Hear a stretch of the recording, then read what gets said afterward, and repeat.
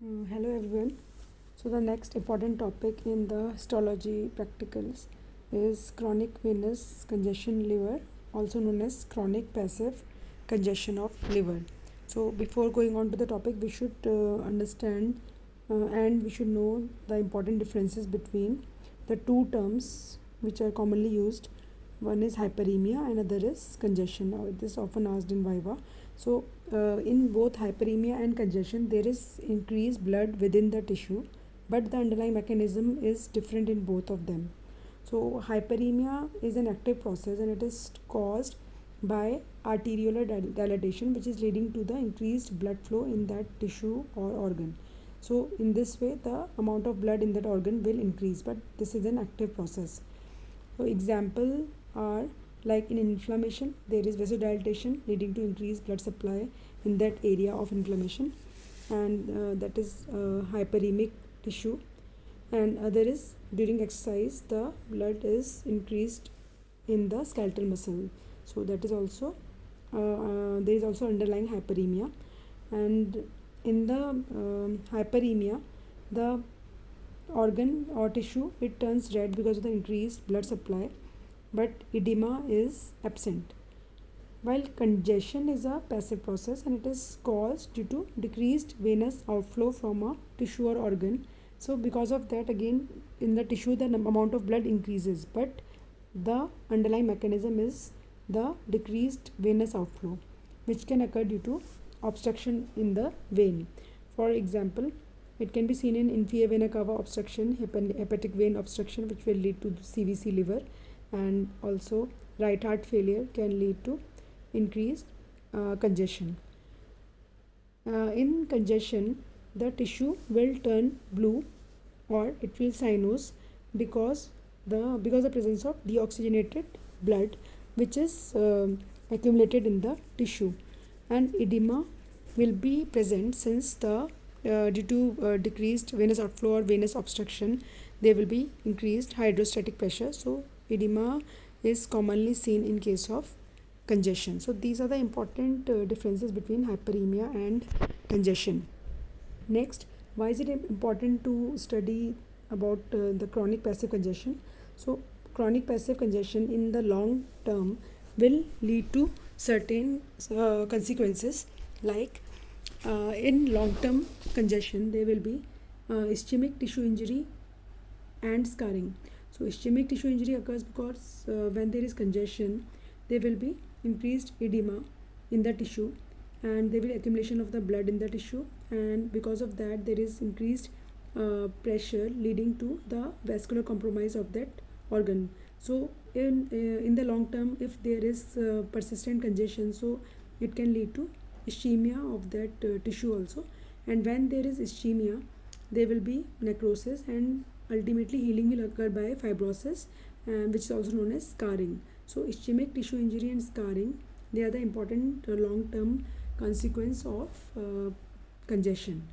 Secondly, because of the increased pressure there can be capillary rupture also, and it will lead to small hemorrhagic foci in that organ. Additionally, due to accumulation of the blood, there can be catabolism of the RBCs which are extravasated, and the RBC breakdown product is hemoglobin. Hemoglobin further breaks into heme and globin. Then heme will this accumulation of the heme will lead to the more hemosiderin laden macrophages in that area, and that can give brownish discoloration to that organ. So hemosiderin is formed from the iron which is derived from the hemoglobin. Then congested tissues, they take a reddish blue color, also known as cyanosis, and this is because of the accumulated blood. They will be chronically it will become deoxygenated, so that will lead to the bluish discoloration of that tissue, and edema will occur, as I already told you, because of the obstruction to the venous outflow. There will be increased hydrostatic pressure within the vessel leading to the edema. So CVC liver is an example of chronic passive congestion, and the common causes are right heart failure and obstruction of the hepatic vein or inferior vena cava. So in chronic venous congestion of liver, the gross and microscopy both are very important. Generally this slide comes in the exam, and the gross is also kept in the viva. So in the gross there is enlarged and tender liver, the capsule becomes tense, and there is the important and characteristic appearance of the cut surface, which is known as nutmeg appearance. Now this appearance is very important. Nutmeg in Hindi it is jaifal. So the appearance of this in the cut surface showing the reddish areas and yellowish areas, and similar appearance is seen in the liver. So these reddish areas are the areas which are congested, and generally it is in the centrilobular part of the hepatic lobule, while these pale areas they are seen in the periphery where there is no congestion. So this gives rise to the nutmeg appearance, and it's also known as red and yellow mottled appearance due to the congested centers of the hepatic lobule and the peripheral zone, which is less affected, and it shows viable hepatocytes and hepatocytes with fatty change. So this appearance you should always remember is a nutmeg appearance, and it is seen in the CVC liver, and you should also know the cause of this nutmeg appearance. Now in microscopy, now as I already told you, the most important microscopic change which is seen is that near the central vein or in the centrilobular region, the hepatocytes they undergo necrosis and degenerative changes because there is obstruction in the IVC and or hepatic vein. So this area of central vein it is more affected because the flow is from the periportal region to the central vein, and from here to the hepatic vein, then to the inferior vena cava and in the right heart.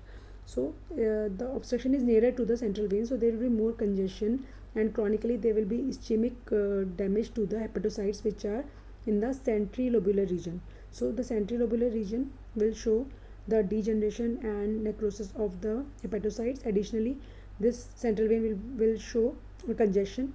It will be distended with RBCs, and extravasculated RBCs will also be seen in this area.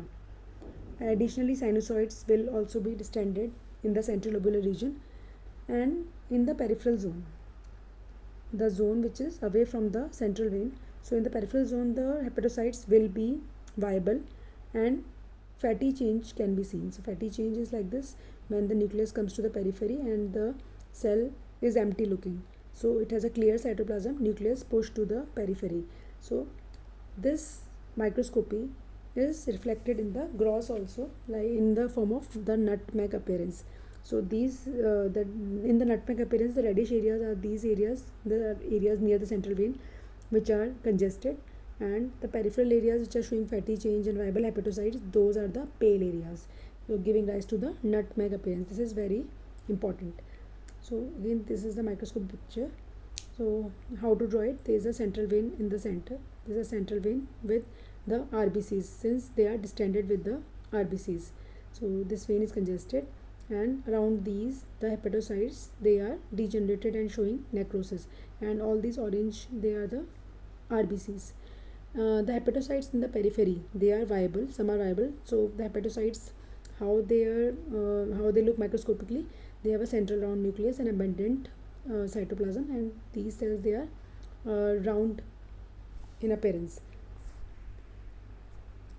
and these are the hepatocytes which are showing the fatty change. In the fatty change there will be nucleus, flattened nucleus pushed to the periphery and clear cytoplasm. So, okay, and this is the portal triad. So this is the microscopy. So again we see another picture. Again here we see around the central vein there is centrilobular area showing the degenerated hepatocytes, while in the periphery these hepatocytes which are they look viable, while here they look degenerated, and fatty change is quite evident in this picture. So these clear cells, all these are the hepatocytes which are showing the fatty change. So these points you should remember in the microscopy of CVC liver. So the last slide from Robbins. So this is showing the summary of morphology of CVC liver.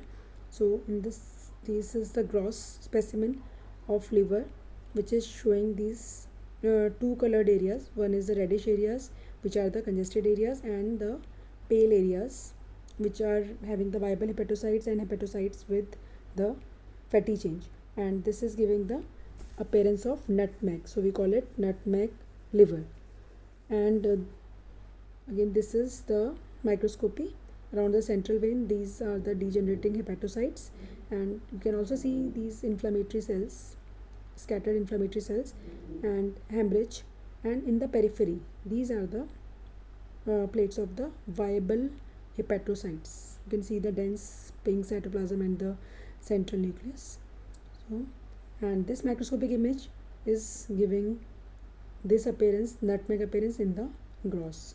So these are the all important points in case of CVC liver. Thank you very much.